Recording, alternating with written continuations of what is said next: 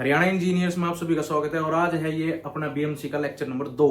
हम cement chapter से start कर चुके हैं और अपना सीमेंट चैप्टर लगभग आधा हो चुका है और आज हम कवर कर देंगे। और आज इस वीडियो में हम बिल्कुल डिटेल में जानेंगे कि टाइप ऑफ सीमेंट्स में क्या कुछ होता है और सारे टेस्ट वगैरह जो आते हैं बिल्कुल विद इन डिटेल। आप इसमें एचएसएससी, जेई, सिविल, ड्राफ्टमैन वगैरह सब की तैयारी कर सकते हो इस वाली क्लास से, और ये बहुत ही बेनिफिशियल होने वाली है आपके लिए। और रही बात कोर्स की, जो स्टूडेंट्स पूछ रहे हैं कि भाई कोर्स कहाँ पे आएगा, मैंने आपको पिछली वाले लेक्चर में भी बताया कि कोर्स आने वाला है इसका जेई सिविल के लिए। तो उसकी डेट आपकी फाइनल हो चुकी है, वो 6 तारीख को आएगा और उसकी सारी डिटेल आपको टेलीग्राम पे और यूट्यूब पे मिल जाएगी। अभी क्लासेस आपकी यूट्यूब पर ही चल रही है, आप यूट्यूब पर ही बने रहे, आपका ये चैप्टर कंप्लीट होगा।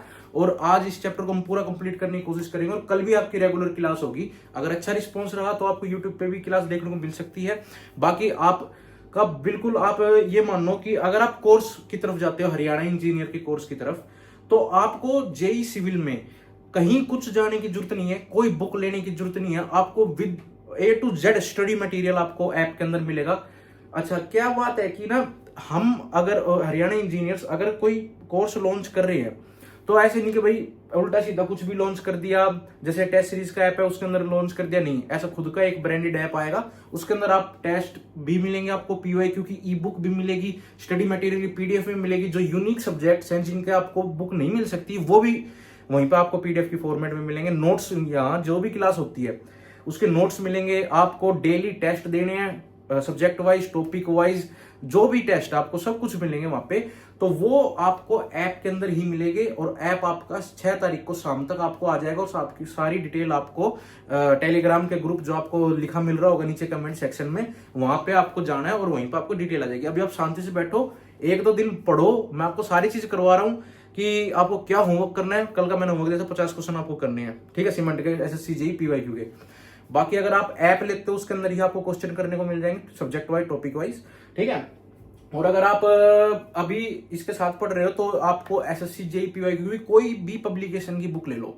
बाकी जो मैं यूज करा करता वो आईएएस मास्टर की थी, मुझे जो अच्छी लगती थी। बाकी जितने भी ब्रांड है, बाकी कोचिंग सेंटर है, सबकी अच्छी है, ठीक है। तो आप अपनी बुक ले लो और एक उसमें पीवाईक्यू की, एसएससी पीवाईक्यू की, और हरियाणा के जो जितने भी पीवाईक्यू हैं आपको टेस्ट बुक में मिलेंगे, जो टेस्ट सीरीज में मिलेंगे। हम जो एप्लीकेशन के अंदर आपकी जो स्टार्ट करने वाले कोर्स, उसी के अंदर ही आपको इंक्लूडेड टेस्ट सीरीज मिलेगी। आपको कोई डिप्लोमा की बुक लेने की जरूरत नहीं है, आपको कोई कहीं से प्रिंट आउट लेने की जरूरत नहीं, आपको सारा स्टडी मटेरियल मिलेगा, ठीक है। पूरी A to Z तैयारी होगी आपको, यूं लगा लो विद इन टाइम आपका सब कुछ कंप्लीट हो जाएगा, आप जेई साहब बन जाओगे, ठीक है। अभी हम जल्दी से अपना चैप्टर स्टार्ट कर रहे हैं, ठीक है। तो आप इस चैप्टर में बने रहे, और हम सीमेंट चैप्टर बहुत तगड़े तरीके से करा था भाई, ठीक है। रिवीजन कर लेना जो कल मैंने नोट्स प्रोवाइड करवा दिए थे आपके, ठीक है, टेलीग्राम के ऊपर। तो अभी जल्दी से आ जाओ। सबसे पहले देखो, हम टाइप ऑफ सीमेंट पे थे, ठीक है। टाइप ऑफ सीमेंट से पहले हमने सीमेंट की बेसिक चीजें सारी पढ़ ली थी, ठीक है। उम्मीद आप सबको रिमाइंड होगी, नहीं है तो पिछली क्लास जाके देख लेना, ठीक है, बहुत इंपॉर्टेंट क्लास है पिछली वाली। अभी देखो टाइप ऑफ सीमेंट में आप देख रहे हो भाई, ओपीसी, ऑर्डिनरी पोर्टलैंड सीमेंट।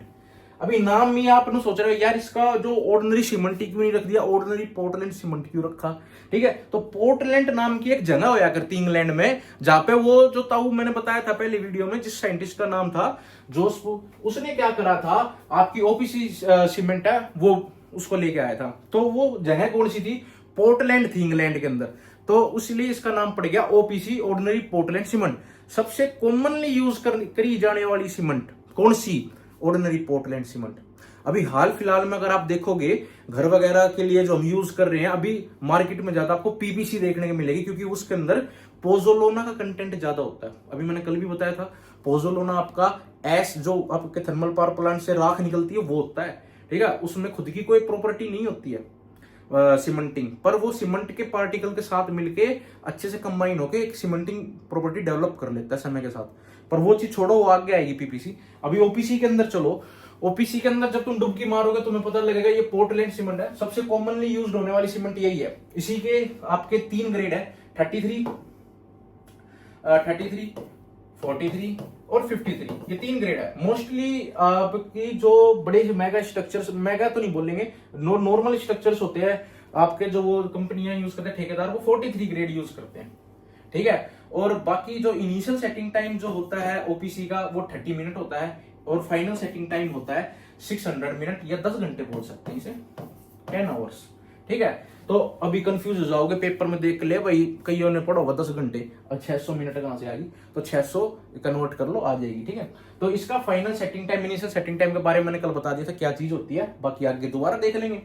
तो अभी देखो ओपीसी के बारे में होगा, ये आपकी फोटो है, मुझे सीमेंट देख सकते हो 53 ग्रेड 43 ग्रेड इस ग्रेड में आती है। ठीक है, और रैपिड हार्डनिंग सीमेंट के बारे में देखेंगे तो इसके अंदर सबसे ज्यादा कंटेंट होता है तुम्हारा C3S का। C3S का कंटेंट मैंने कहा रैपिड हार्डनिंग सीमेंट, मतलब जो एकदम से फटाफट हार्ड हो जाए, हार्ड याद रखना। ठीक है, सेट नहीं बोल रहा, रैपिड हार्डनिंग सीमेंट। तो मैंने आपको कल भी बताया था 4 बाई थे, C3S, C2S, C3A, C4AF। ठीक है, चारों की अलग अलग प्रॉपर्टी थी, मैंने कल बताई हुई है। वही प्रॉपर्टी दिमाग में लेके आओ कि C3S का क्या काम था, C2S का क्या काम था, वो कम क्यों हो रहा है। मैंने बताया था कि C3S का काम होता है आपकी जो शुरुआती दौर में जो स्ट्रेंथ डेवलप होती है सीमेंट के अंदर, वो C3S से होती है, और C2S से क्या होती है, अल्टीमेट स्ट्रेंथ, जो एंड में साल भर के बाद जो आती है। तो अभी क्या कह रहा है कि C3S को जब हम बढ़ाएंगे जब तो रैपिड सेट होएगा वो। ठीक है, और अगर हम C2S को कम कर देंगे, C2S का लेवल हम कम करते हैं इस सीमेंट के अंदर, और C3A का लेवल बढ़ा देते हैं, जिससे आपकी रैपिड हार्डनिंग सीमेंट डेवलप हो जाती है। अब देखो जब हम इसमें अल्ट्रेशंस कर रहे हैं तो ऑब्वियस सी बात है ये तुम्हारी कॉस्टली होगी, ऑर्डिनरी पोर्टलैंड सीमेंट से ये थोड़ी कॉस्टली होती है। ठीक है, और ये कहां मास कंक्रीटिंग में यूज नहीं करी जा सकती। अच्छा, ये बहुत ही ज्यादा इंपॉर्टेंट पॉइंट है, ठीक है, समझने वाली बात है। मास कंक्रीटिंग के अंदर हम रैपिड हार्डनिंग सीमेंट को यूज नहीं करते हैं।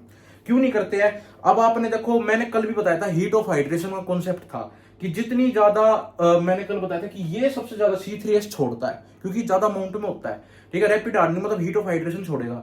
अगर मैं रैपिड हार्डनिंग सीमेंट को मास कंक्रीटिंग कर दूं, मान लो डैम बना रहा हूं और डैम के अंदर मैंने बहुत सारी सीमेंट घेर दी रैपिड हार्डनिंग जल्दी बनाने के चक्कर में, ये क्वेश्चन आ जाता है कि डैम के अंदर आप रैपिड हार्डनिंग सीमेंट यूज कर सकते हो, क्योंकि भाई लोग बाग सोचते हैं भाई पानी पुनी का चक्कर है, रैपिडली हार्ड हो जाए। नहीं, डैम में यूज नहीं होती है। ठीक है, अब मैं इतनी सारी सीमेंट डैम में डाल देता हूं तो वो इतनी अमाउंट में हीट ऑफ हाइड्रेशन जनरेट करेगी कि उसमें श्रिंकेज वगैरह ज्यादा होगा। और डैम में याद रखो श्रिंकेज नहीं होना चाहिए, दरार आ गई वहीं से पानी अपना रास्ता बना लेगा और डैम वहीं पे ध्वस्त हो जाएगा। ठीक है, मेरी बात को ध्यान से समझो, अगर मास कंक्रीटिंग करनी है तो उसमें हीट ऑफ हाइड्रेशन नहीं होना चाहिए। ऐसा कोई भी कंपाउंड अगर हम सीमेंट बनाते वक्त डालते हैं जो हीट ऑफ हाइड्रेशन ज्यादा क्रिएट करता है, तो वो हम उस सीमेंट से हम कभी भी मास कंक्रीटिंग नहीं करेंगे। उसके लिए स्पेशल टाइप ऑफ सीमेंट होती है जो लो हीट सीमेंट हो, जिसमें से हीट ऑफ हाइड्रेशन कम हो, तो हम मास कंक्रीटिंग में सिर्फ वही यूज करेंगे। क्योंकि ये डैम वाला क्वेश्चन आपको देखने को बार बार मिलेगा कि डैम देख के बार बार दिमाग में आता है भाई डैम है, इसका मतलब पानी के अंदर स्ट्रक्चर बनाना है, मतलब जल्दी सेट करनी है। जल्दी सेट नहीं करनी। ठीक है, तो वही जल्दी सेट करने के नाम पे आप देखोगे रैपिड हार्डनिंग टिक लगाया है, क्विक सेटिंग टिक लगाया है, वो नहीं होगा। रैपिड हार्डनिंग सीमेंट मास कंक्रीटिंग में कभी यूज नहीं करेंगे। क्यों? जितनी ज्यादा हाइट ऑफ हाइड्रेशन होगी, श्रिंकेज भी ज्यादा होगा, मतलब एक्सपेंड कॉन्ट्रैक्ट सीमेंट ज्यादा होगी, तरेड़े आ जाएगी, तो इसलिए हम ये छोटे मोटे रिपेयर वर्क में यूज करते हैं। ठीक है, तो आरएचसी की जो 1 डे स्ट्रेंथ होती है वो ओपीसी के 3 दिन के मुकाबले हो जाती है, जो 3 दिन में ना मेरे ख्याल से लगभग 16 न्यूटन पर एमएम स्क्वायर, 3 दिन में ऑर्डिनरी पोर्टलैंड सीमेंट लगभग 16 न्यूटन पर एमएम स्क्वायर की स्ट्रेंथ गेन करता है, वो ये पहले दिन ही कर लेता है। ठीक है, और यूज्ड फॉर रोड रिपेयर्स, ये रोड रिपेयर्स और ब्रिजेस में काम आता है रिपेयरिंग के पर्पज से। इसका आईएस कोड का नाम है 8041.1990। ठीक है, ये आईएस कोड कई बार आ जाता है, पेचीदा सा सवाल है, आपको याद तो रहने वाला है नहीं। ठीक है, क्योंकि आईएस कोड हर सीमेंट का अलग है, और आगे इतने आईएस कोड है सिविल में, इसकी हद नहीं, 100 तो आईएस कोड पा जाएंगे हर सामान के लिए। तो आप बस देख लो 8041 है लगभग, आपको लिखा मिल जाए, ध्यान में स्ट्राइक हो जाए, अगर पेपर आ जाए तो याद रख लेना। अच्छा, कई आगे आपको स्लाइड्स मिलेगी, उसमें ऐसे नोट लगे हुए मिलेंगे, ये नोट आपको रीड आउट करने, क्योंकि कई इसमें इंपॉर्टेंट बातें दी हुई है। ठीक है, तो इसमें क्या कह रहा हूं मैं कि higher the tricalcium silicate, अगर C3S ज्यादा होगा तो rapid hardening cement generally has a higher proportion of C3S, और C2S होता है इसमें कम। जो क्या, अगर C3S का काम ही क्या होता है, रिस्पॉन्सिबल फॉर अर्ली स्ट्रेंथ, इसलिए हमने C3S का कंटेंट बढ़ा दिया। अगर तुमने पिछली कल वाली क्लास पढ़ी होगी तो उसके में अगर प्रॉपर्टीज जो मैंने आप सबको बताई है C3S की, C2S की, उन्हीं से भी आप खुद भी अपनी सीमेंट बना सकते हो। मैंने कहा भाई घना वो करना है, जल्दी सेट होनी है तो C3S बढ़ा दिया, क्विक सेट होनी है वो C3A बढ़ा दिया, याद रखा ना। तो अब फाइनल ग्राइंडिंग, हाँ एक बात और, रैपिड हार्डनिंग सीमेंट में जो पिसी हुई होती है ना सीमेंट, वो ज्यादा पिसी होती है, ज्यादा फाइन होती है, उसकी वजह से क्या होता है, मैंने कल भी बताया था कि ज्यादा पीसने की वजह से आपका स्पेसिफिक सरफेस एरिया इंक्रीज हो जाएगा। सरफेस एरिया जितना ज्यादा सरफेस एरिया होगा उतनी जल्दी आपकी सीमेंट सूखेगी। आप इस चीज को दिमाग में बैठा लो कि ज्यादा पीसने की वजह से इनिशियल सेटिंग टाइम डिक्रीज हो जाता है और हीट ऑफ हाइड्रेशन भी इंक्रीज हो जाती है और आपकी जल्दी से इनिशियल सेटिंग टाइम हो जाएगा, मतलब जहां 30 मिनट में होनी थी वहां 20 मिनट में हो जाएगी सेट।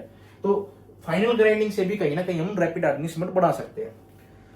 आगे चलते हैं हाई एल्यूमिना सीमेंट। तो हाई एल्यूमिना से समझो इसके अंदर एल्यूमिनियम का और होता है बॉक्साइट, ठीक है, उसकी मात्रा लगभग 40% होती है इस वाली सीमेंट के अंदर, और लाइमस्टोन भी 40% होता है, आयरन ऑक्साइड 15% के आसपास होता है। मतलब जो मेन कंस्टिट्यूएंट है वो हमने बिल्कुल यहाँ पे अल्टर कर दिया, मतलब चेंज कर दिए, ठीक है। तो इसका इनिशियल सेटिंग टाइम 3 घंटे 30 मिनट का होता है और तुम्हारा फाइनल सेटिंग टाइम 5 घंटे का। मतलब कि यहां हमें देखने को मिला इनिशियल सेटिंग टाइम तो तुम्हारा इंक्रीज हो गया है और वो फाइनल सेटिंग टाइम तुम्हारा डिक्रीज हो गया। जब 10 घंटे होना था वो 5 घंटे में यहाँ पे तुम्हारी फाइनल सेट हो जाएगी सीमेंट, ठीक है। उसके बाद आ जाती है रिफ्रैक्टरी सीमेंट, ये प्रीकास्टिंग वगैरह में काम आती है, ठीक है, और ये सी और अंडर वाटर के अंदर काम आती है।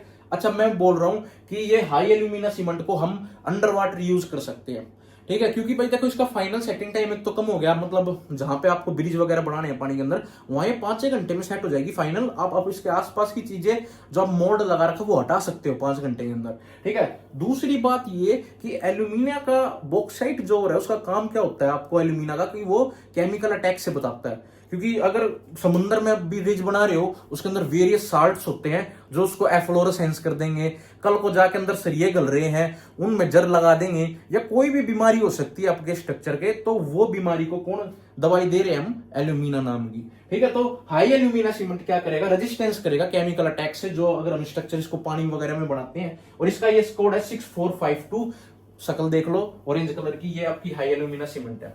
फिर आगे आ जाती है पोर्टलैंड स्लैग सीमेंट, ठीक है, पोर्टलैंड स्लैग सीमेंट। तो ये ओपीसी, इसमें ऑर्डिनरी पोर्टलैंड सीमेंट होती है और इसके अंदर क्या क्या ऐड होता है, थोड़ा सा स्लैग, ब्लास्ट स्लैग जैसे एस वगैरह होती है वही होता है ये भी, और साथ में थोड़ा सा जिप्सम ऐड होता है। वैसे अगर मैं तुमसे यूं कह दूं कि अगर तुम्हें याद है कि कल मैंने बताया था कि जिप्सम की अमाउंट कितनी होनी चाहिए, तो वो लगभग 2.5 से 3% आपका जिप्सम डलता है, और इसकी अमाउंट बहुत ही सेट करके डालनी पड़ती है जिप्सम की अमाउंट, ठीक है। और इसका क्या काम था ये आपका बता दो भी कमेंट सेक्शन में, जिप्सम का काम मैंने कल भी बताया था, ठीक है। तो क्या है कि ओपीसी और ग्रैनुलेटेड ब्लास्ट स्लैग डलेगा और थोड़ा सा जिप्सम डलेगा, तो आपकी क्या बन जाएगी, पोर्टलैंड स्लैग सीमेंट। मतलब नाम से देख लो, पोर्टलैंड तो मतलब ओपीसी है ही, स्लैब का मतलब ब्लास्ट स्लैग भी डलेगा, थोड़ा सा जिप्सम और डाल दो।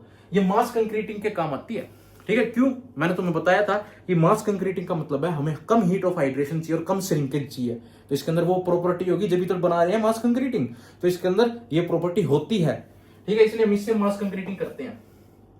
आगे चलो, आगे होगी सुपर सल्फेट पोर्टलैंड सीमेंट। तो इसके अंदर क्या होता है कि ग्रेनुलेटेड स्लैग भी होगा, कैल्शियम सल्फेट होता है, और ओपीसी ऑर्डिनरी पोर्टलैंड सीमेंट तो होती है। तो 80 से 85% आपकी ग्रेनुलेटेड स्लैग रहेगा इसमें 80% तो लगभग, ठीक है।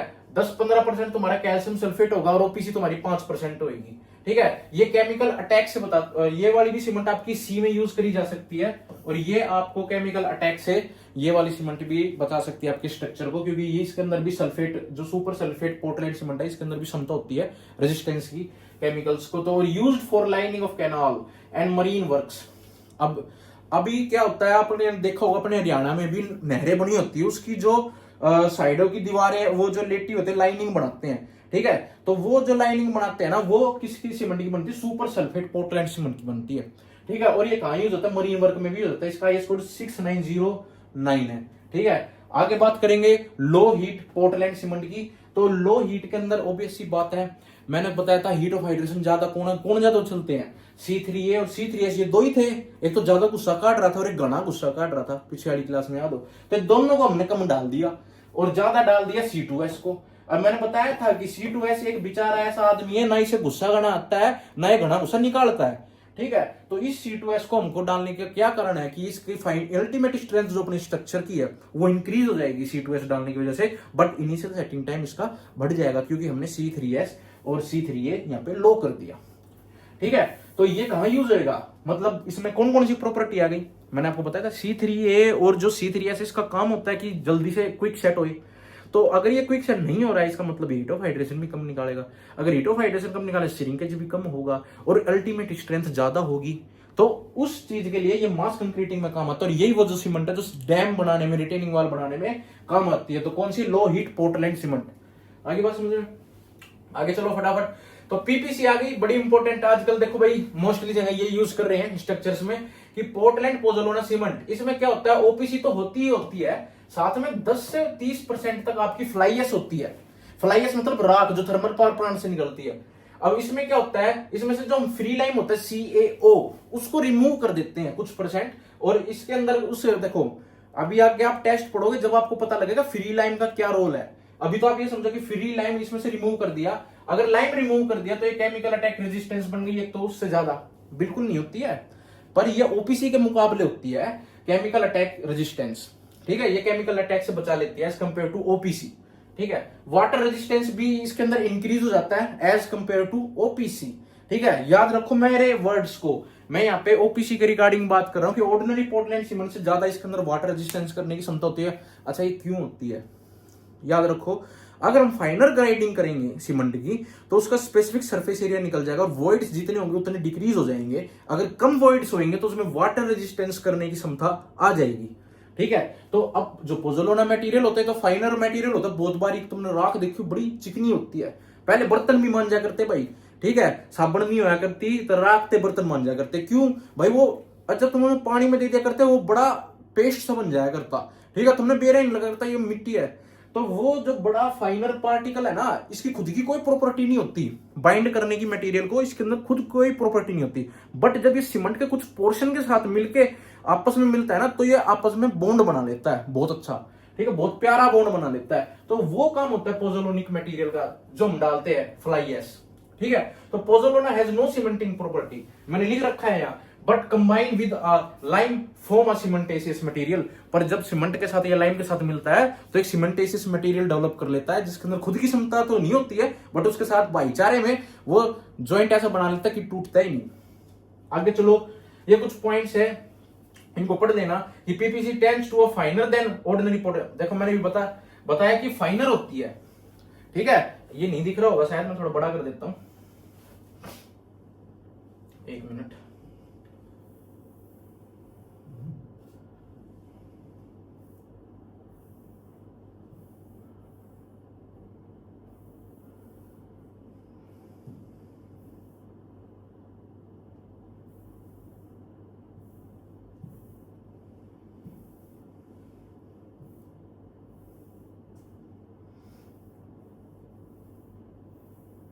एक second,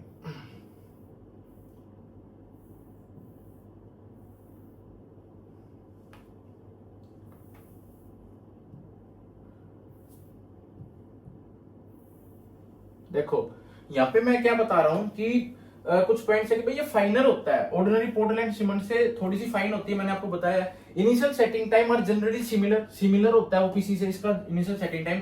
PPC strength gain more gradually than the OPC but its ultimate same compare to long term. मतलब कि ओपीसी पीपीसी की क्या होती है, स्ट्रेंथ सेम ही होती है लगभग, पर अगर तुम फाइनल स्ट्रेंथ की तरफ जाओगे ना तो पीपीसी की थोड़ी ज्यादा रहती है ओपीसी के मुकाबले। ठीक है, वर्केबिलिटी ऑब्वियस सी बात है, अगर फाइनल कराएंगे तो वर्केबिलिटी भी इंक्रीज होगी, तो ओपीसी ऑफर बेटर वर्केबिलिटी। अब मैंने देखो तुम्हें अभी एग्जांपल दिया राख ते बर्तन धोने का, तो मैंने तो वर्केबिलिटी का मतलब अगर किसी नहीं पता है तो वो चीज समझो कि अगर तुम अभी नवजात शिशु हो सिविल के, तो उनको मैं बता दूं कि वर्केबिलिटी का मतलब होता है कि बिल्कुल ही आराम से मक्खन की तरह काम करना। अगर मैं उसके अंदर देसी भाषा में समझो तो ये अगर कोई मजदूर पानी मिला रहा है घोल के अंदर और वो उसको ईंट के ऊपर ऐसे लगाने की कोशिश कर रहा है, प्लस्तर चढ़ा रहा है, तो अगर वो क्या कह रहा है थोड़ा पानी घेर दें, पानी घेरने के बाद क्या होता है वो थोड़ा और मक्खन की तरह लगता है, तो उसे ही वर्केबिलिटी बोलते हैं। वर्केबिलिटी कैसे इंक्रीज हो रही है? पानी डालने की वजह से। तो याद रखना कि workability is directly proportional to water content.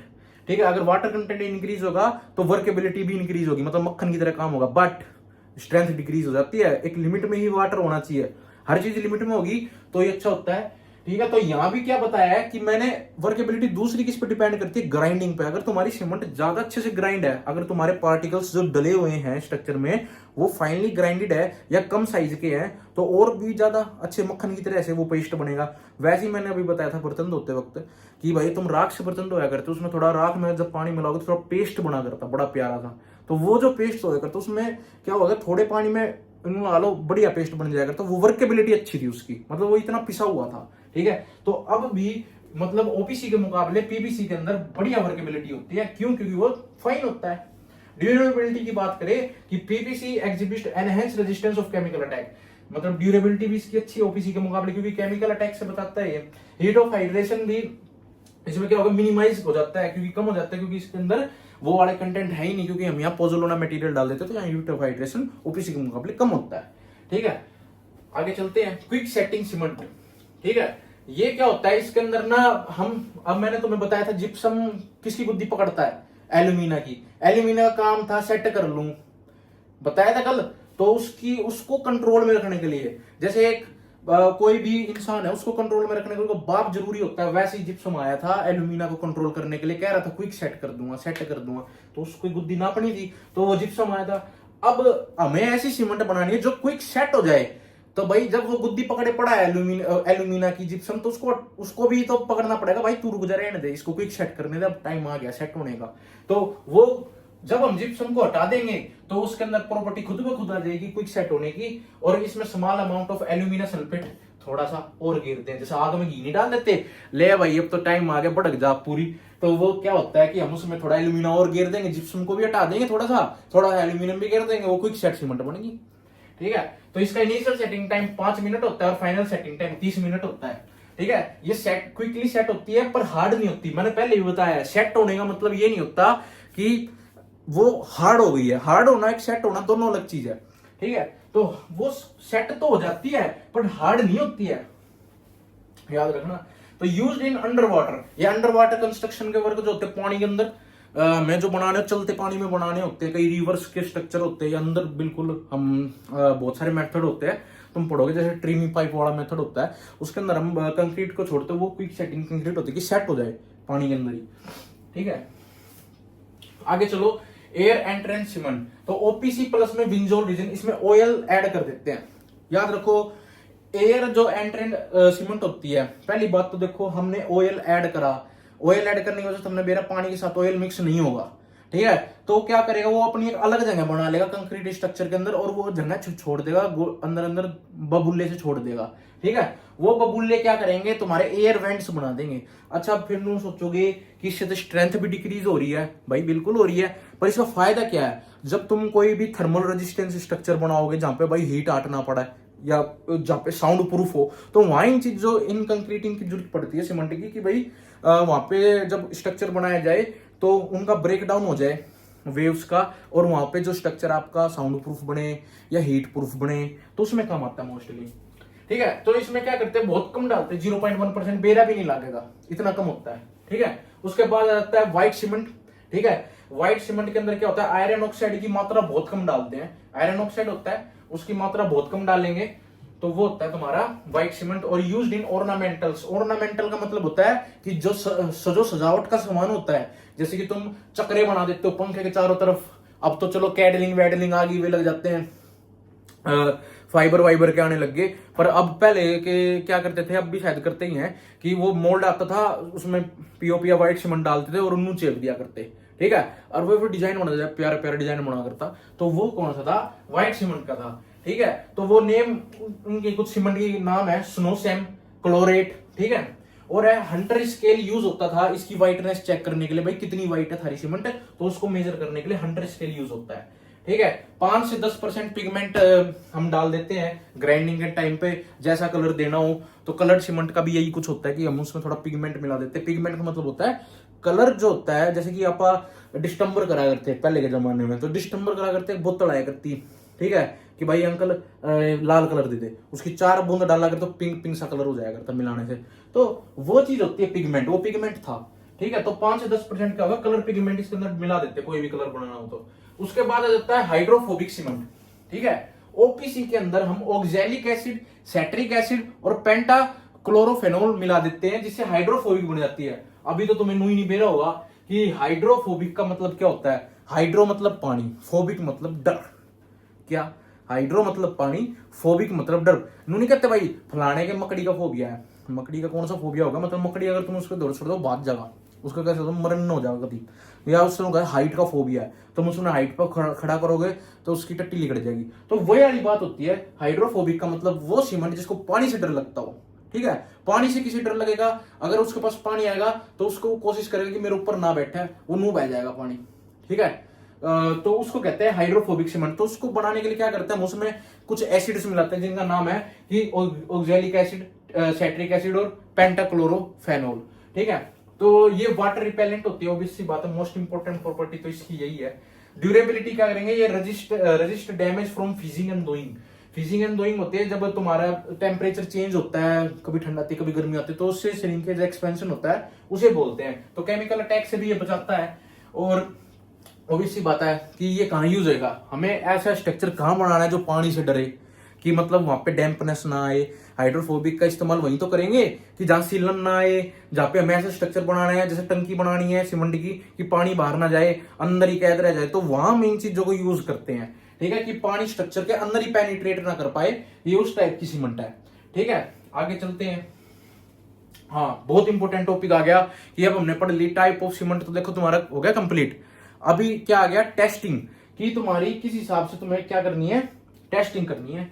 ठीक है, अब सीमेंट को तुमने बना लिया, ले आए, प्रॉपर्टी जान ली मोटी मोटी। अब तुमने नू तो नहीं मिला ना कि जो तुम सीमेंट लाए हो वो बढ़िया क्वालिटी की लाए हो, कैसी लेके आए हो, क्योंकि तुमने ज्ञान हो गया। ये तुम के काम करोगे घर में, कुछ काम बता दिया, ले भाई ये काम करना है, टंकी बनानी हो, प्लस्तर करना हो, या तुम सीमेंट लेने चले गए, भाई पीपीसी दे दे, ठीक है भाई ओपीसी दे दे, जल्दी करना है क्विक सेटिंग दे दे, ठीक है पानी में करना है भाई वो दे दे, रैपिड हार्डनिंग दे दे, कुछ भी दे दे काम के हिसाब से तुम लेने चले गए। बट तुमको चेप दे 2 ग्रेड का माल, तो तुमने कैसे बेरा लगेगा। तो वो चीज का भी अब मास कंक्रीटिंग हम करते हैं या कोई बिल्डिंग स्ट्रक्चर बनाते हैं तो सीमेंट भी बड़ी देख के लानी होती है, तो उसके लिए टेस्ट होते हैं।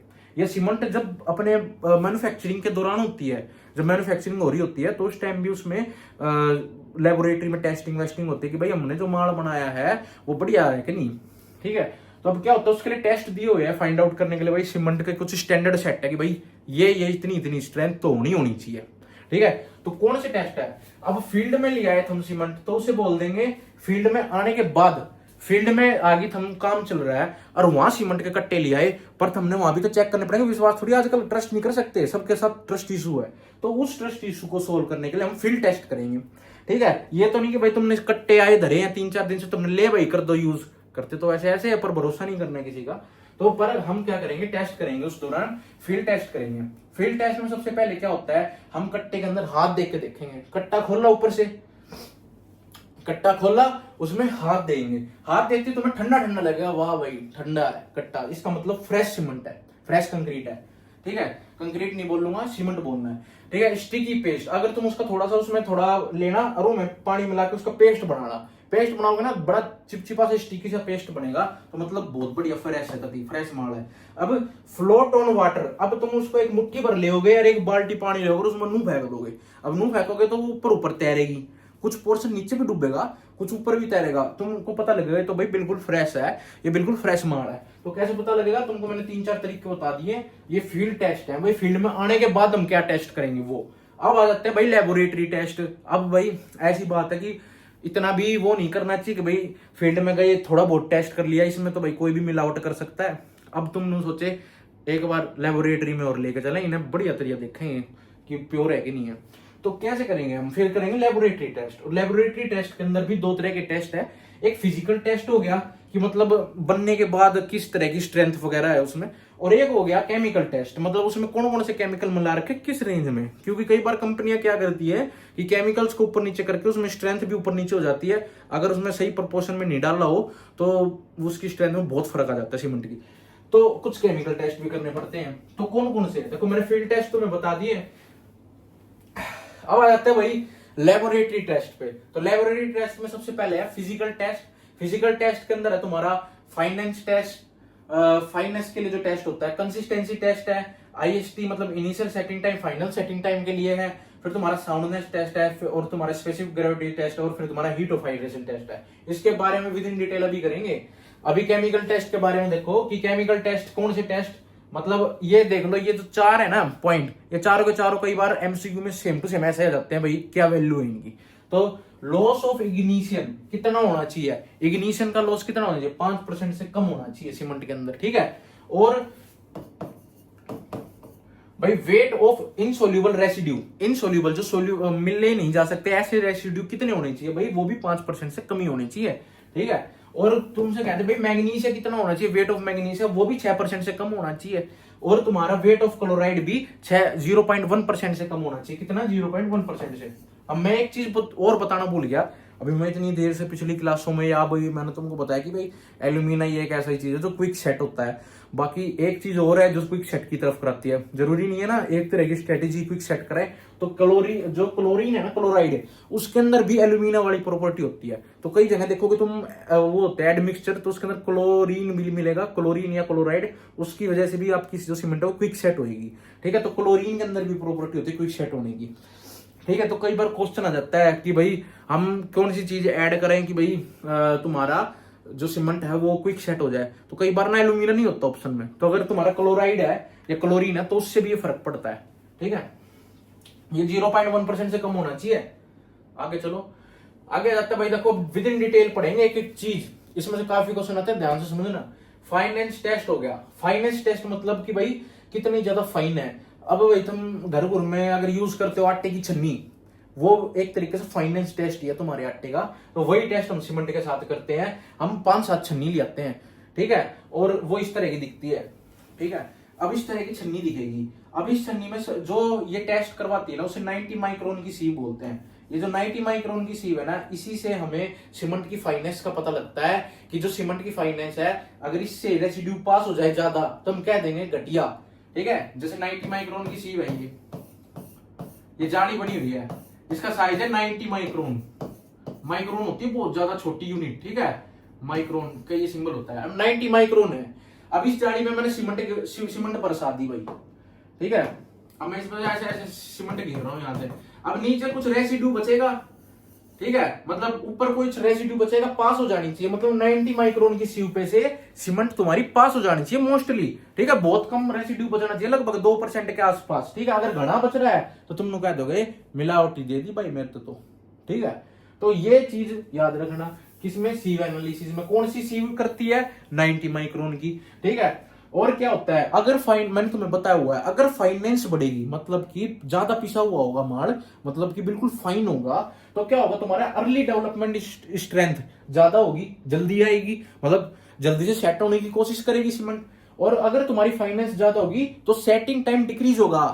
कल भी ये बात बताई थी, फिर कंफ्यूज हो रहे हो कि सेटिंग टाइम डिक्रीज होता है अगर क्विक सेटिंग ज्यादा होती है। तो देखो मैं क्या कह रहा हूं, मेरी बात ध्यान से सोचो कि फाइनेंस बढ़ाने की वजह से तुम्हारी क्विक सेटिंग होगी, मतलब जल्दी सेट होगी। जल्दी सेट का मतलब ये नहीं होता कि इंक्रीज होगा initial setting time, initial setting time decrease होगा। अगर कोई चीज सेट हो रही है 30 मिनट में और मैं कह दूं जल्दी से सेट कर, तो कितनी देर में सेट करेगा, करनी पड़ेगी 20 मिनट में, ठीक है। तो यहां पे क्या हो रहा है, सेटिंग टाइम डिक्रीज हो रहा है ना, इसी में कंफ्यूज हो जाते हैं बालक कि क्वेश्चन लिखा रहता है कि सेटिंग टाइम जल्दी हार्डनिंग की, जल्दी क्विक सेट की वजह से सेटिंग टाइम डिक्रीज होगा या इंक्रीज होगा, तो तुम्हें कहना है डिक्रीज होगा। ऑब्वियस सी बात है, अगर 30 मिनट था तो 20 मिनट हो गया, मतलब डिक्रीज हुआ है ना, टाइम तो डिक्रीज हुआ है। तो ये चीज याद रखना कि फाइनेंस बढ़ाने से टाइम डिक्रीज होगा, ठीक है, टाइम इंक्रीज नहीं होगा। तुम लोग कहते हो फाइनेंस बढ़ा दी लेकिन इनिशियल सेटिंग टाइम बढ़ गया, नहीं घटेगा, ठीक है, कम नहीं होगा। अगर सेटिंग टाइम कम हो रहा है इसका मतलब तो यही बात है ना, जल्दी सेट हो रही है।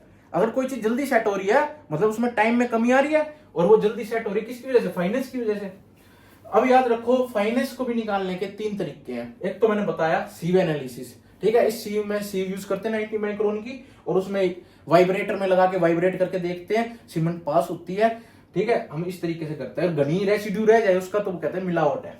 एक होता है वेंगर्स टर्बोडिटी मीटर, ये कुछ इस तरीके का दिखता है। इसका काम होता है फाइनेंस के, देखो फाइनेंस को कई तरीकों से नापा जा सकता है। उसका स्पेसिफिक सरफेस एरिया मैंने तुम्हें पहले ही बताया था, जिसकी फाइनेंस ज्यादा होगी उसका सरफेस एरिया ज्यादा होगा, ठीक है। सीमेंट से तुम एक क्यूब बनाओगे या कुछ भी चीज बनाओगे ज्यादा फैलेगी, ठीक है। देखो वही वाली बात है यार, तुम देखो अगर तुम में से जिसको खाना बनाना आता होगा, तुम आटा गूंथते हो, जो मोटा पिसा हुआ आटा हो, तो तुम्हें क्या होता है कि तुम्हारी रोटी मोटी बनेगी, ठीक है। तुम्हें रोटी को ज्यादा लोई लेनी पड़ेगी, ज्यादा आटा लेना पड़ेगा, फिर तुम रोटी बेलोगे, तब तुम्हारा वो रोटी बेल पाएगी, ठीक है। थोड़ी सी थिकनेस मोटी रहेगी। और वहीं तुम्हारा बारीक पीस रहो, फॉर एग्जाम्पल मैदा है, ठीक है, मैदा बारीक होती है, ठीक है, बहुत ज्यादा फाइन पीस देते तो वो मैदा बन जाता है आटा। तो उस मैदा को तुम स्ट्रेच करते हो, साला इतना स्ट्रेच हो जाता है, ठीक है, इतनी बड़ी बड़ी नान बन जाती है, तो वो इतनी सी लोई में इतनी बड़ी बड़ी। और वही रोटी तुम इतनी सी लोई की इतनी सी बनेगी बस रोटी, ठीक है। तो वो क्यों पता है? क्योंकि उसमें फाइनेस ज्यादा है, उस आटे के अंदर, मैदा के अंदर फाइनेस ज्यादा है। तो वही मैं बता रहा हूं, अगर जिसमें फाइनेस ज्यादा होगी उसका सरफेस एरिया ज्यादा होगा, मतलब ज्यादा फैलेगा, ठीक है। अगर ज्यादा फैल रहा है तो उसको भी तो मेजर करना पड़ेगा। तो वो फाइनेस के अंदर वेंगर्स ट्यूबिडिटी का काम क्या होता है? स्पेसिफिक सरफेस एरिया मेजर करना कि कितना सरफेस एरिया है। अगर ज्यादा सरफेस एरिया होगी सी बात है फाइन है वो मटेरियल, ठीक है। वही एयर परमेबिलिटी का भी जो एक मेथड होता है, तीसरा मेथड, इसमें एपरेटस का नाम होता है nurse and bells apparatus, nurse and bells. वो इस तरीका दिखता है। इसमें जो ये है ना, ये मैनोमीटर है, ये जो है ये मैनोमीटर रहता है। अब हमने नहीं बेरा होगा मैनोमीटर के हुआ, डॉक्टर के गए वो पुराने वाले को, वो पंप लेकर ऐसे ऐसे करके तुम्हारा बीपी चेक कर दिया करता, और एक वो जो एक ट्यूब होया करती नू खोल दिया करता इस तरीके की, और उसमें ऊपर नीचे होता था वो एक मीटर, उसे ही मैनोमीटर बोलते हैं, ठीक है। तो वो एक मैनोमीटर होता है, इसके अंदर भी एपरेटस के अंदर भी मैनोमीटर होता है। और ये क्या काम करता है? ये भी स्पेसिफिक सरफेस एरिया बताता है। तो मतलब आपका सॉरी, अब आपको ये पता चला कि फाइननेस दो तरीके से नाप रहे हैं हम, एक तो छन्नी की मदद से, दूसरा हम उसका सरफेस एरिया निकाल गए। सरफेस एरिया कैसे निकाल रहे हैं? दो मेथड है, तुम्हारे वेंगर्स और तुम्हारा एयर परमेबिलिटी मेथड, ठीक है। आगे चलते हैं।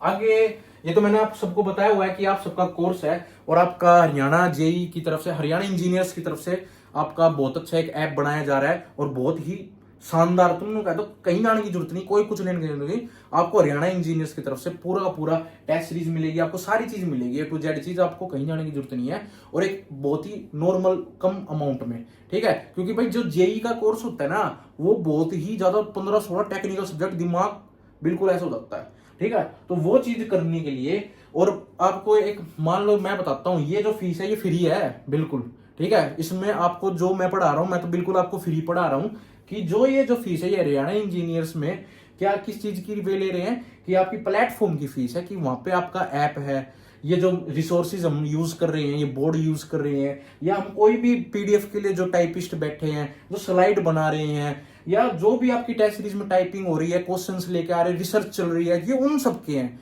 ठीक है। उन सबकी एक नॉमिनल प्राइस है जो आपको ये दिख रही है, ठीक है। ये आपको पे करके वहां पे आप इन सब सुख सुविधाओं का आप आनंद लेके आप अपनी तैयारी कर सकते हो, क्योंकि पढ़ा तो मैं यहां भी रहा हूं आपको यूट्यूब पे, ठीक है। तो पढ़ाने का तो आप समझो फ्री है, पढ़ाना बिल्कुल फ्री है, बस आपको रिसोर्स जो मिल रहा है ना इसमें, जो आपको रिसोर्स मिल रहा है, टाइपिंग वगैरह जो इस चीजें लगती है, थंबनेल बनता है, ये सब उन्हीं के है, हरियाणा इंजीनियर्स के। आपको ऐप पे मिल जाएगी सारी डिटेल्स, और ए ग्रेड हरियाणा में कोई नहीं पढ़ाता टेक्निकल का, पर आपको ऐसा मिलेगा, आप एसएससी जेईई का पेपर भी नुका दोगे, वाह भाई, ठीक है, मजे आगे। आगे चलो, ठीक है। आगे जो होता है कि भाई टाइप, देखो मैंने तुम्हें एक कॉन्सेप्ट बता दिया कि भाई सरफेस एरिया का एक कॉन्सेप्ट है। तो अब सरफेस एरिया में तुम्हें पता लग गया, जिसका ज्यादा सरफेस एरिया वो ज्यादा फाइन, ठीक है। अब एक लिमिट भी सेट कर दी लोगों ने कि ये सरफेस एरिया इस सीमेंट के लिए इतना होना चाहिए, ठीक है। तो वही है, ऑर्डिनरी पोर्टलैंड सीमेंट में 10% से ज्यादा रेसिड्यू किस में निकलता है? छन्नी में। मतलब कि मैंने तुम्हें बताया था कि जब हम 90 माइक्रोन की सीम में सीमेंट को छानेंगे, अगर 10% से ज्यादा निकलता है ना रेसिड्यू, तो वो गलत मानेंगे हम ओपीसी के अंदर। तो 10% से कम ही होना चाहिए, 10 हो या 10 से कम हो, ठीक है, रेसिड्यू, तो ओपीसी में होना चाहिए। और इसका स्पेसिफिक सरफेस एरिया 225 किसमें? मीटर क्यूब पर केजी, मीटर क्यूब पर केजी में,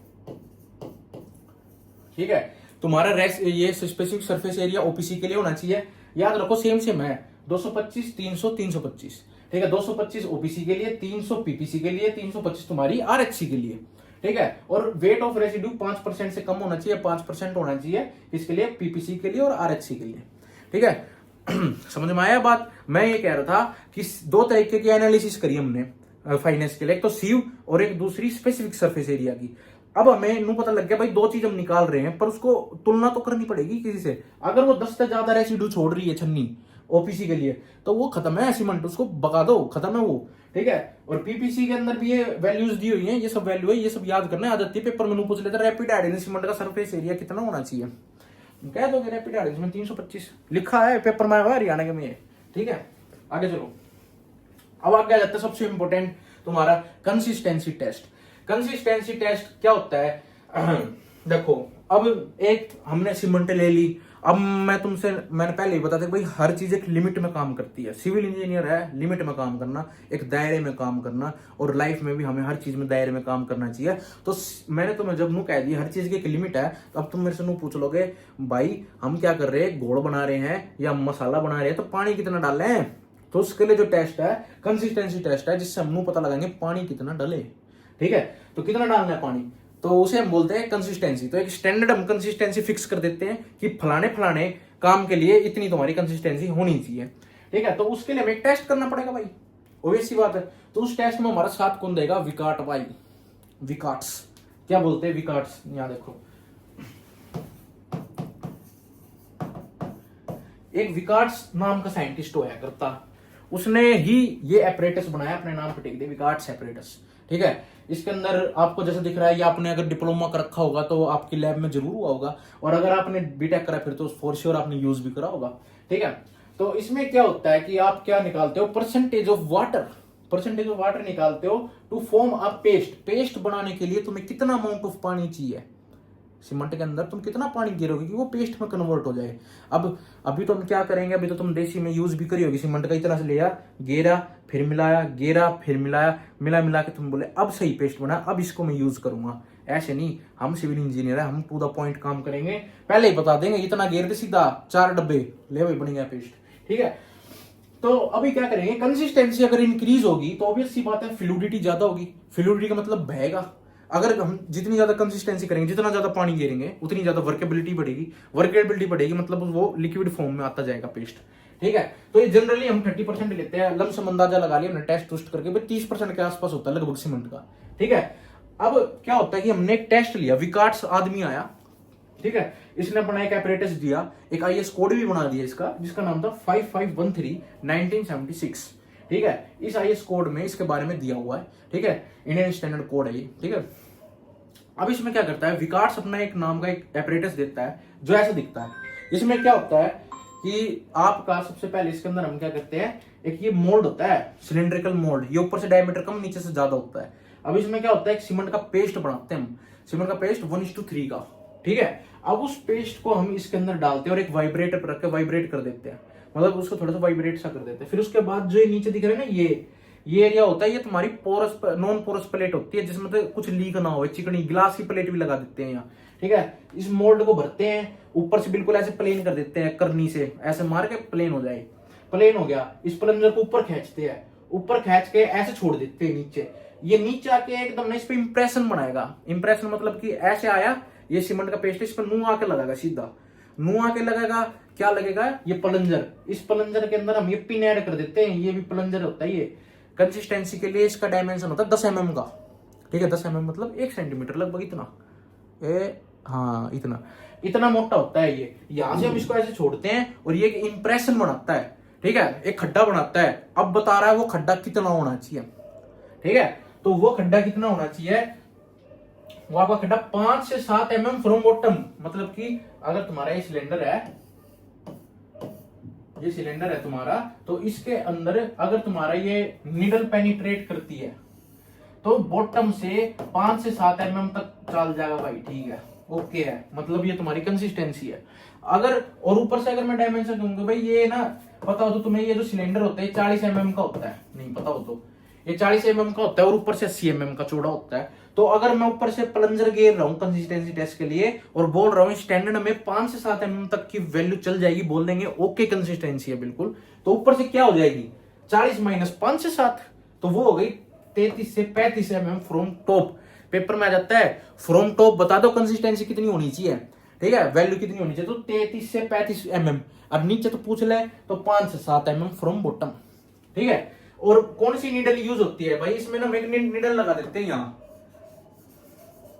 वो होती है प्लंजर, सिलेंड्रिकल नीडल होती है, सॉलिड सर्कुलर 10 mm की, ठीक है। तो कंसिस्टेंसी के लिए 10 mm की यूज करते हैं, क्योंकि यही विकार्ड सेपरेटर्स आपका आगे चल के final setting time as well as initial setting time में भी यूज होगा। तो इसीलिए हम हर टेस्ट के लिए अलग अलग नीडल का यूज करेंगे।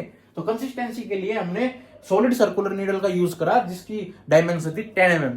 ठीक है, आगे चलते हैं। आगे फिर हमने देखा भाई, क्योंकि मैंने बताया विकार्ड सी एक ऐसा ताऊ था जो आया और इनिशियल सेटिंग टाइम के बारे में बता गया, फाइनल सेटिंग टाइम के बारे में बताया, कंसिस्टेंसी के बताया। तीनों के लिए तुम्हारा विकार्ड एपरेटस यूज होगा, जिसकी डायमेंशन 40 mm हाइट होती है, 80 mm इसकी चौड़ाई होती है। ठीक है, इनिशियल सेटिंग टाइम के लिए स्क्वायर नीडल यूज होती है। ठीक है, ये एक्चुअल में क्या होता है, विकार्ड सेपरेटस है, इसमें स्क्वायर नीडल लगी हुई है, इसी में हम अटैच कर देते हैं कंसिस्टेंसी के लिए 10 mm की, और इसी में हम अटैच कर देंगे फाइनल सेटिंग टाइम के लिए। तो अभी क्या हुआ, इनिशियल सेटिंग टाइम की जो है स्क्वायर नीडल हम क्या करेंगे, इसके साथ अटैच करेंगे और फिर से ये क्या करेंगे, एक 1:3 रेशो का, ठीक है, कितना 1:3 रेशो का माड़ा बनाएंगे, मतलब मसाला बनाएंगे, जिसमें एक पोर्शन तो सीमेंट का होगा और 3 पोर्शन सैंड के। जिसको समझ में नहीं आ रहा है वो ध्यान से समझो। 1:3 का क्या मतलब है, एक कट्टा सीमेंट का ले रहे हो तो 3 कट्टे सैंड के डालने हैं वहां पे। ठीक है, तो इस रेशो में हमने लिया। अभी मैं तो कट्टे बोल गया, पर टेस्ट कर रहे हैं, मोल्ड तो छोटा सा है, तो हम क्या करते हैं 200 ग्राम सीमेंट लेते हैं और 600 ग्राम तुम्हारी सैंड लेते हैं। सैंड कौन सी, एन्योर सैंड, ENNORE, एन्योर सैंड होता है वो, ध्यान से सुन दो चीजों को। ठीक है, तो वो हम उससे क्या है, पेस्ट बनाएंगे, पेस्ट बना के बढ़िया सा। अब नु कहोगे कि अभी तो हमने कंसिस्टेंसी टेस्ट करा, क्या निकालने के लिए, वाटर कंटेंट निकालने के लिए, कितना हमें वाटर डालना है, करा अभी कंसिस्टेंसी टेस्ट। तो उस कंसिस्टेंसी टेस्ट से हमें एक स्टैंडर्ड यूनिट मिल गई P। हमें क्या मिल गया, P, परसेंटेज ऑफ वाटर, कि इतना पानी स्टैंडर्ड होना ही होना चाहिए। तो इस टेस्ट को परफॉर्म करने के लिए इनिशियल सेटिंग टाइम को एक स्टैंडर्ड पानी की जरूरत होगी। ठीक है, वो कितना होता है, वो जो हमने स्टैंडर्ड कंसिस्टेंसी निकाली उसका 85%। ठीक है, तो हमें इनिशियल सेटिंग टाइम को परफॉर्म करने के लिए इस टेस्ट को कितने पानी की जरूरत है, कितने परसेंटेज ऑफ वाटर पानी की जरूरत है, 0.85 P। इसमें P क्या था, जो हमने अभी इससे पहले ये जो टेस्ट करा, इससे पहले हमने कंसिस्टेंसी टेस्ट करा है। इस कंसिस्टेंसी टेस्ट में हमने जितना भी पानी निकाला, कि प्लंजर हमने दे के देखा भाई, नू दिया, ऊपर तो छोड़ा, अगर जब उसमें इतना इंप्रेशन बन रहा था 5 से 7 का, तो हम बोले ओके डन। ठीक है, हमें पता लग गया भाई इतना पानी, एक्स अमाउंट ऑफ पानी चाहिए। अब हम क्या कर रहे हैं, हम आगे बढ़ गए, अब हम इनिशियल सेटिंग टाइम निकालने की कोशिश कर रहे हैं। तो हमें पानी कितना चाहिएगा पेस्ट बनाने के लिए, 1:3 वाला पानी कितना चाहिए रहेगा, जितना हमने स्टैंडर्ड निकाला था कंसिस्टेंसी में, एक्स अमाउंट ऑफ पानी मल्टीप्लाई में 0.85। P यहाँ पे क्या है, स्टैंडर्ड कंसिस्टेंसी। ठीक है, तो हमें क्या पता चला, हमने एक एम्पल अमाउंट ऑफ, एक स्टैंडर्ड अमाउंट ऑफ पानी लिया IST के लिए भी 0.85 P, और वो पानी हमने डाल के माल बनाया, मसाला भर के हमने मोल्ड बनाया, मोल्ड को ऊपर से ऐसे चिकना कराया, नीचे से porous plate, non porous plate लगाई, ऊपर प्लंजर उठाया और ऐसे छोड़ दिया। फिर वो जो नीडल थी स्क्वायर नीडल, वो इंप्रेशन बनाएगी, वो भी तो खड्डा बनाएगी अपना। ठीक है, वो खड्डा बनाएगी, उस नीडल का क्या साइज होगा, 1 mm स्क्वायर। क्योंकि हम यहाँ क्या कर रहे हैं दोस्तों, ध्यान से सुनो, इनिशियल सेटिंग टाइम, मतलब हम यहाँ पे टाइम कैलकुलेट कर रहे हैं। कंसिस्टेंसी में हमने अमाउंट ऑफ वाटर कैलकुलेट करा था एक तरीके से, तो हम यहाँ पे टाइम कैलकुलेट कर रहे हैं। तो हम यहाँ प्लंजर से क्या गिनेंगे, टाइम। हम स्टॉप वॉच रखेंगे यहाँ पे, कि ये प्लंजर जब स्क्वायर नीडल एकदम पड़ेगी और ये अपना जो खड्डा करेगी, ये खड्डा करना कब बंद कर देगी, इतना टाइम, लगभग 30 मिनट बताया था। मतलब 30 मिनट के बाद तुम OPC का अगर ये IST टेस्ट करोगे तो उसमें इंप्रेशन बहुत कम दिखेगा। ठीक है, तो उस टाइम को हम बोलेंगे इनिशियल सेटिंग टाइम है भाई ये। ठीक है, वैसे ही फाइनल सेटिंग टाइम होगा, पेस्ट बनाओगे 1:3 का, एन्योर सैंड लोगे 3 और एक कट्टा, एक लोगे तुम अपना के सीमेंट का, घोल बनाओगे, मोल्ड में भरोगे, हल्का सा वाइब्रेट करोगे, ऊपर से चिकना करोगे। अब निडल कौन सी लोगे, निडल यूज करोगे तुम annual ring. Annual ring, ring type का होता है ऐसा। ठीक है, कैसी होगी, ऐसी होती है ये, यहाँ पे एक छोटा सा ऐसे होता है, ये छोटा सा हिस्सा नीडल का, और ये ऐसी रिंग होगी और ये प्लंजर के अटैच होएगा। तो ये क्या होगा, ये एकदम से गिरेगा मोल्ड के ऊपर, यहाँ अब एकदम गिरेगा, ये अपना एक निशान बनाएगा ये भी। तो ठीक है, जो ये वाली नीडल है ना, ये छोटी सी, ये अपना निशान बनाएगी। जब ये निशान बनाना बंद कर दे, उसे बोल लेंगे इतने टाइम बाद ये सीमेंट का फाइनल सेटिंग टाइम है, फाइनली। ठीक है, तो बता दिया मैंने कि फाइनल सेटिंग टाइम कैसे होएगा कि एनुलर रिंग का इस्तेमाल होगा जिसका साइज 5 mm है। ये लगी हुई है एनुलर रिंग, ये लगी हुई, इसका साइज 5 mm है। ठीक है, इसका साइज 5 mm है। ठीक है, और कंसिस्टेंसी के लिए हम क्या यूज कर रहे थे, सॉलिड सर्कुलर कर रहे थे 10 mm साइज की। आगे चलते हैं, ये मैंने पानी बता दिया कि फाइनल सेटिंग टाइम के लिए भी अलग पानी है। इनिशियल सेटिंग टाइम के लिए 0.85 पी था, फाइनल सेटिंग टाइम के लिए 0.78 पी है। मतलब कि लगभग 78% ऑफ स्टैंडर्ड पानी, जितना पानी कंसिस्टेंसी टेस्ट में लगा था उसका 78% पानी लेके हम क्या करेंगे, ये टेस्ट परफॉर्म करेंगे फाइनल सेटिंग टाइम का। ये इनिशियल सेटिंग टाइम है, ये फाइनल सेटिंग टाइम है, और ये तुम्हारा कंप्रेसिव स्ट्रेंथ टेस्ट में जो पानी लगेगा वो है, ये टेंसाइल स्ट्रेंथ टेस्ट में जो पानी लगेगा वो है। क्योंकि हमें पानी का अमाउंट तो देख चाहिए ही चाहिए। ये तो नहीं हमने कल हम टेस्ट करने गए कंप्रेसिव स्ट्रेंथ टेस्ट, घोड़ बना दिया सीमेंट का, 4 डब्बे पानी गिर दिया, थोड़ी सीमेंट थी भाई, लिक्विड सा बन गया, उमें एकदम मोल्ड में गिर दिया, ना वाइब्रेशन करने की जरूरत, स्ट्रेंथ गिर जाएगी, खत्म हो जाएगी। तो एक पानी चाहिए होता है, उसके लिए हमने एक फॉर्मूला बना रखा है कि भाई कंप्रेसिव स्ट्रेंथ टेस्ट, अभी हमने देखा IST मतलब इनिशियल सेटिंग टाइम का कितना पानी चाहिए होता है 0.85 पी, फाइनल सेटिंग टाइम में 0.78 पी, और CST में चाहिए होता है P/4 + 3। पी क्या था तुम्हारा, जो हमने कंसिस्टेंसी टेस्ट के अंदर पानी का एक परसेंटेज अमाउंट निकाला था ना भाई, 30 चाहिए मुझे, कह रहे थे भाई जनरली 30 होता है, तो उस 30 / 4 + 3 इतना पानी हमें कंप्रेसिव स्ट्रेंथ टेस्ट के अंदर डाल के बनाना है पेस्ट। और टेंसाइल स्ट्रेंथ के अंदर P/5 + 2.5, ठीक है, P/5 + 2.5। ये HPSC के AE के एग्जाम में आया हुआ है ये वाला क्वेश्चन। तो हरियाणा में आप, ये जरूरी नहीं है कि आप JEE की तैयारी कर रहे हो, आप AE की भी तैयारी कर सकते हो, ऐसा टॉप क्लास पढ़ाएंगे। ठीक है, तो P/5 + 2.5 टेंसाइल के लिए यूज होता है। तो ये बड़ी अच्छी टेबल है, इसको स्टार मार्क कर लेना। ठीक है, उसके बाद देखो आगे आ जाते हैं साउंडनेस टेस्ट। अब देखो साउंडनेस टेस्ट होता है, मैंने तुम्हें पहले ही बताया था, साउंडनेस का मतलब हो गया एक्सपैंड होने की क्षमता। ठीक है, अगर कोई सीमेंट का तुम स्ट्रक्चर बना रहे हो वो कुछ ना कुछ एक्सपैंड होता है, उसे बोलते हैं साउंडनेस। ठीक है, उसको भी नापने का एक एपरेटस होता है, उसे बोलते हैं ली चार्टिलियर एपरेटस। ठीक है, ली चार्टिलियर एपरेटस होता है, ऐसा तुमने देखा भी होगा पॉलिटेक्निक वगैरह में, एक सिलेंडर होता है। ठीक है, एक कॉपर शेगा होता है, इसके अंदर हम बना के सीमेंट का पेस्ट भरते हैं और भर के छोड़ देते हैं कुछ देर इनिशियल सेटिंग टाइम में 30 मिनट। तो ये क्या होती है, ये जो 2 डंडी तुम्हें दिख रही है ना, ये 2 डंडी, ये ऐसे इनके एक स्टैंडर्ड डायमेंशन फिक्स होती है, थोड़े टाइम के बाद ये चौड़ी होने लग जाती है, ये यहां जाएगी चौड़ी होके, क्योंकि ये जो है ना ये वाला रिंग ऐसे खुलने की कोशिश करेगा, एक्सपेंड होएगा तो। ठीक है, ये खुलने की कोशिश करेगा, तो यहां से हमें क्या पता लगेगा कि कितनी एक्सपेंड हुई सीमेंट, घनी एक्सपेंड हो रही है तो गलत बात है भाई। ठीक है, तो हमने क्या करा, घनी और कम एक्सपेंड हो रही है तो भी गलत बात है। अब तुम सोचो कि भाई कम एक्सपेंड हो रही है तो क्या कमी है, बड़ी एक्सपेंड हो है नहीं तो, क्योंकि हम स्ट्रक्चर में स्टील का यूज करते हैं। किसका यूज करते हैं, स्टील का। सरिये डालो हो, सरिये का और सीमेंट का थर्मल कोफिशिएंट सेम होता है, क्योंकि सरिया भी गर्मी में, लोहा गर्मी में बढ़ता है, सर्दी में घटता है। ठीक है, वैसे सीमेंट को भी काम करना पड़ेगा उसके साथ। अगर ये सरिया है और ये सीमेंट है, ऐसे जकड़ी हुई है, हमने कोई स्ट्रक्चर बना रखा है, अब क्या होगा, गर्मियों में ये जो सरिया लोहे का ये एक्सपेंड होने की कोशिश करेगा, तो ये सीमेंट अगर एक्सपेंड नहीं होगी तो ये इसने पाड़ देगा सीमेंट ने। तो सीमेंट को इसके साथ क्या होना पड़ेगा, तू भी एक्सपेंड हो उतना ही जितना ये हो रहा है, तो ये एक्सपेंड होता है तो ये भी एक्सपेंड होने की कोशिश करता है। ठीक है, सीमेंट को, तो सीमेंट में भी एक्सपेंशन होना जरूरी है। ठीक है, ठंड में कॉन्ट्रैक्शन होना भी जरूरी है, तो उसे साउंडनेस बोलते हैं। ठीक है, तो हमने एक लिमिट सेट कर रखी है कि ओपीसी के लिए ये जो निडल है ये 10 mm से ज्यादा नहीं खुलनी चाहिए ओपीसी के लिए, और 5 mm से ज्यादा किसके लिए नहीं खुलनी चाहिए, सल्फेट या एल्यूमिना सीमेंट के लिए। ठीक है, तो ये जो निडल की हमने क्या दी हुई है, एक स्टैंडर्ड चीज दी हुई है कि अगर हम इसमें सीमेंट का पेस्ट डाल के सुखा हुए तो इसकी जो ये निडल है चौड़ी होने लग जाएगी। अगर 10 से ज्यादा चौड़ी हो जाए तो ये ओपीसी की सीमेंट के लिए बदनामी है, ना ये यूज नहीं करनी। ठीक है, आगे चलो, आगे चल रहे हैं।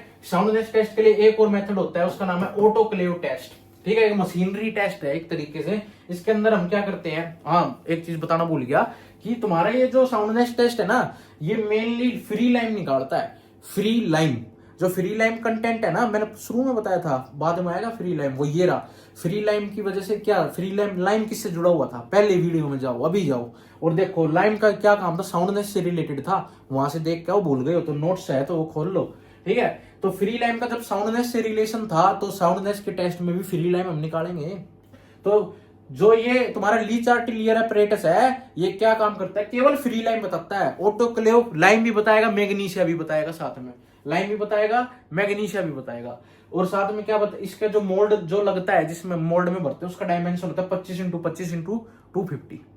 ठीक है, 25x25x250 mm। ठीक है, और ये क्या बताता है, परसेंटेज में बताता है। साउंडनेस क्या बताएगा, परसेंटेज में। मोस्टली क्या होना चाहिए, 0.8% से कम होनी चाहिए। याद रखो, ये वैल्यू आ जाती है। ठीक है, 0.8% से कम होनी चाहिए तुम्हारी क्या, साउंडनेस ऑटोक्लेव मेथड में। और भाई तुम्हारी इसमें मैंने ये बता दिया वैल्यू, ये वाली वैल्यू याद कर लेना। आगे चलो, अगर हम आगे चले, कंप्रेसिव स्ट्रेंथ टेस्ट आ जाता है। ये तुम्हें मशीन दिख रही है, पॉलिटेक्निक में अपने कॉलेज में देखी होगी। ठीक है, या काम करते होगी, जॉब करते होगी, या तुमने यूज भी करी होगी। ठीक है, इसमें क्या है, ये तुम देखो, ये तो मैनुअल वाली है। आजकल तो ऑटोमेटिक आ रही है, जिसमें हाइड्रोलिक लगे रहते हैं, बटन चालू करा, वो एक अमाउंट में भेजती रहती है प्रेशर, तो करेक्ट होता था वो। इसकी कैलिब्रेशन यार चेंज होती रहती है, जो मैनुअल होती है। बाकी कंप्रेसिव स्ट्रेंथ टेस्ट की अगर हम बात करें, इसके अंदर हमें क्यूब लेते हैं। इसका भी वही प्रोसेस है, एक क्यूब लेंगे। क्यूब कैसे बनाएंगे, 1:3 रेशो में बनाएंगे। सीमेंट लेंगे 1 रेशो में, 3 रेशो में एनी और सैंड लेंगे। मतलब 200, मतलब कि तुम समझ रहे हो ना, अगर 1 कट्टा सीमेंट का ले रहे हो तो 2 कट्टे किसके लेने, 3 कट्टे लेने तुम्हें सैंड के।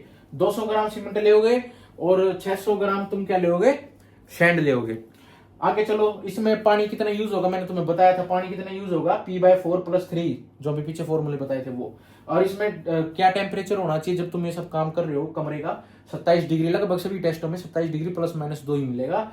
उसके बाद हमें एक 3 क्यूब बनाने होते हैं, क्योंकि भाई एक क्यूब के बेरा भाई किस्मत हो क्यूब की कि वो बढ़िया बन जाए, तो 3 क्यूब बनाएंगे, उनका एवरेज स्ट्रेंथ लेते हैं, तो हम उसमें से कंप्रेसिव स्ट्रेंथ बता सकते हैं सीमेंट की। ठीक है, तो रेशो ऑफ लोडिंग, अब इसमें जो हम लोडिंग करेंगे ना, वो किस हिसाब से करनी है, पर मिनट के हिसाब से। हर मिनट हम कितना लोड बढ़ाएंगे, 35 न्यूटन पर mm² का हम लोड बढ़ाएंगे हर मिनट। ठीक है, वो इसके अंदर करेंगे कंप्रेसिव स्ट्रेंथ टेस्ट के अंदर। ये मशीन होती है, देख रहे हो, CTM है, कंप्रेसिव टेस्टिंग मशीन। आगे चलो, ऐसे ही हम टेंसाइल स्ट्रेंथ करेंगे। अरे इसमें देखो, इसमें ना पता है क्या करते हैं हम, इस तरह का ना एक मोल्ड बनाते हैं सीमेंट का।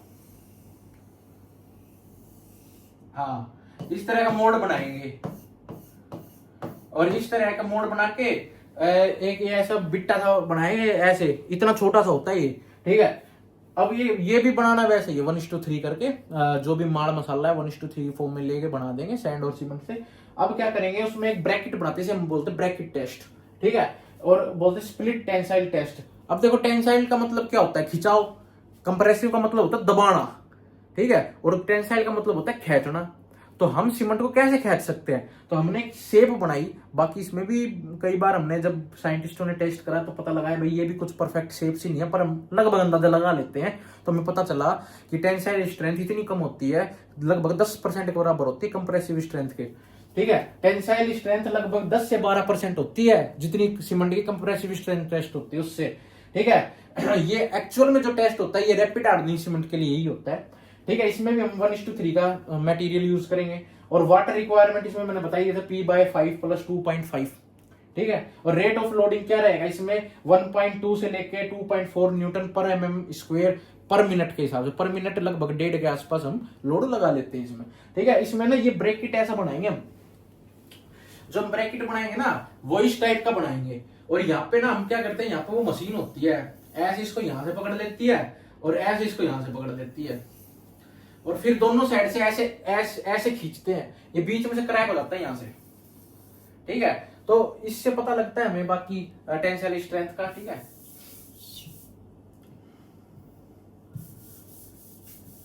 ये तुमको ये नोट्स की PDF मिल जाएगी यार, कोई टेंशन वाली बात नहीं है। तुम टेलीग्राम का जो अपना चैनल है वो नीचे ज्वाइन कर सकते हो, तुम्हें कमेंट सेक्शन में मिल जाएगा। ठीक है, वहां से तुम्हें PDF भी मिल जाएगी टेलीग्राम ग्रुप के अंदर, तो टेंशन मतलब किसी भी चीज की। आगे चलो, आगे हो जाएगा, रेट ऑफ लोडिंग पता लग गया। तो OPC के अंदर जो टेंसाइल स्ट्रेंथ है वो लगभग तुम्हारी 2 से कम होनी चाहिए after 3 days, should not be less than. ठीक है, हम कह रहे हैं कि टेंसाइल स्ट्रेंथ 2 न्यूटन पर mm से कम नहीं होनी चाहिए 3 दिन के बाद OPC के अंदर। ठीक है, और 7 दिन के बाद 2.5 न्यूटन पर mm² से कम नहीं होनी चाहिए उसके अंदर टेंसाइल स्ट्रेंथ। ठीक है, इसके अंदर OPC के अंदर कई बार आ जाता है भाई बता दो 3 दिन की स्ट्रेंथ कितनी होनी चाहिए, लगभग बता देंगे 2 के आसपास। ठीक है, आगे चलते हैं। आगे रहेगा तुम्हारा हीट ऑफ हाइड्रेशन। ठीक है। हीट ऑफ हाइड्रेशन के लिए कौन सा यूज करते हैं हम इंस्ट्रूमेंट, उसे बोलते हैं क्लोरीमीटर। क्लोरीमीटर मतलब जो, अब हम बताइए यार कि हीट अगर निकलेगी तो गर्मी निकलेगी, गर्मी कैसे, क्लोरी से पता लगता है कैलोरी कितनी है, मतलब क्लोरीमीटर यूज होता है, ठीक है। और बस इसका इतना ही क्वेश्चन आएगा। स्पेसिफिक ग्रेविटी टेस्ट होता है, स्पेसिफिक ग्रेविटी अभी भी हमें पता होनी चाहिए क्योंकि इसी वजह से हम काफी आगे क्वेश्चंस भी करेंगे, तो उसको भी फाइंड आउट करने का तरीका होता है। उसके लिए होता है ली चार्टिलियर फ्लास्क, ठीक है। ये ली चार्टिलियर फ्लास्क तुम देख रहे हो, ठीक है। इसके अंदर क्या होता है, स्पेसिफिक ग्रेविटी हम फाइंड आउट कर सकते हैं। ऑर्डिनरी पोर्टलैंड सीमेंट की लगभग होती है 3.15, लगभग 3.15 तुम्हारी स्पेसिफिक ग्रेविटी होती है, ठीक है, ओपीसी की। और इसके अंदर जो हम इंस्ट्रूमेंट यूज करते हैं इसे हम ली चार्टिलियर फ्लास्क बोलते हैं। और इसके अंदर हम यूज करते हैं कैरोसिन या नेप्था। प्योर कैरोसिन होता है जिसमें पानी की कोई मिलावट ना हो। इसके अंदर हम ना भर के कैरोसिन, उसके अंदर सीमेंट का पाउडर डालते हैं, ठीक है। तो इसका स्पेसिफिक ग्रेविटी का तुम्हें फॉर्मूला भी पता होना चाहिए कि weight of cement divide by में weight of displaced volume of liquid, मतलब कि कितना पानी उसने डिस्प्लेस कर दिया उसका वेट, और ऊपर सीमेंट का वेट आ जाएगा, तुम्हारी स्पेसिफिक ग्रेविटी आ जाएगी, ठीक है। ये तो तुम्हारा हो गया स्पेसिफिक ग्रेविटी का। अब आगे चलते हैं, आगे कुछ भी नहीं है। आगे मैंने तुम्हें बता ही दिया है कि तुम्हारा आज तुम्हारा लगभग लगा लो सीमेंट, लगभग क्या सारा पूरा हो गया सीमेंट का, तुम्हारा सबका पूरा चैप्टर कंप्लीट हो चुका है। और सीमेंट में अब बाकी कुछ भी नहीं बचा। बाकी अब हम अगला नेक्स्ट चैप्टर स्टार्ट करेंगे बीएमसी का। तो आज हमने सीमेंट कंप्लीट कर दिया, बहुत अच्छे। हमने लगभग 2 ही क्लास में सीमेंट चैप्टर कर दिया। जो सीमेंट में से आपका 3-4 नंबर का देखने को मिल जाता है हरियाणा के पेपरों में, ठीक है। तो अब मैं आपको बता दूं, कोर्स के लिए परेशान मत हो, ठीक है, कि कोर्स कहाँ है। अभी जब वीडियो यहाँ पे हो रही है, आप वीडियो का एंजॉय करो, वीडियो को पढ़ो। और अब मैं आपको काम दे रहा हूँ, सीमेंट के सारे क्वेश्चन करने हैं आपको, ठीक है। एसएससी जेई पीवाईक्यू की बुक ले लो, नहीं है तो, ठीक है। और आप अगर बैच के लिए वेट भी कर सकते हो, कुछ दिन में 2 दिन का टाइम दो, आपको हरियाणा इंजीनियर्स की तरफ से उनका ऑफिशियल ऐप मिल जाएगा, वहां पे ऑफिशियल कोर्स मिल जाएगा, और आपको वहां पे official test series, topic wise, subject wise सब कुछ मिल जाएगा। आपको पूरा पैकेज मिलेगा, आप वहां से कर सकते हो, ठीक है। तो वहां से आप कर लेना। आप अगर आपके पास एसएससी जेई पीवाईक्यू है तो सीमेंट के सारे क्वेश्चन कंप्लीट कर दो। नेक्स्ट क्लास के अंदर हम पीवाईक्यू के कुछ क्वेश्चन भी देखेंगे सीमेंट के, ठीक है। टेंशन मत लो उस चीज की, सारी जिसके पास कुछ भी नहीं है ना उसके लिए भी तैयारी करवा देंगे पूरी, ठीक है। तो ये आपका हरियाणा जेई का हो गया। बाकी इसमें ड्राफ्टमैन वाले भी तैयारी कर सकते हैं, ऐसा नहीं कि भाई ड्राफ्टमैन वाला मत करो। ड्राफ्टमैन वालों के लिए भी यही है, सेम में तो आना है सारा सिविल का, ठीक है। तो ड्राफ्टमैन वाले कर लें और वेट करें। 6 तारीख के आसपास आपको सारी डिटेल मिल जाएगी, टेलीग्राम के ऊपर मिल जाएगी सारी डिटेल आपको, कि कहाँ से कोर्स लेना है, कैसे कोर्स लेना है, क्यों लेना है, वाई, सब कुछ, ठीक है। अभी आप YouTube के अंदर पढ़ो, कल भी हम YouTube पे क्लास लेंगे और अपना नेक्स्ट चैप्टर स्टार्ट करेंगे बीएमसी का। तो लगे रहो प्रधान, और कैच द मीटर बन जाओ जेई साहब।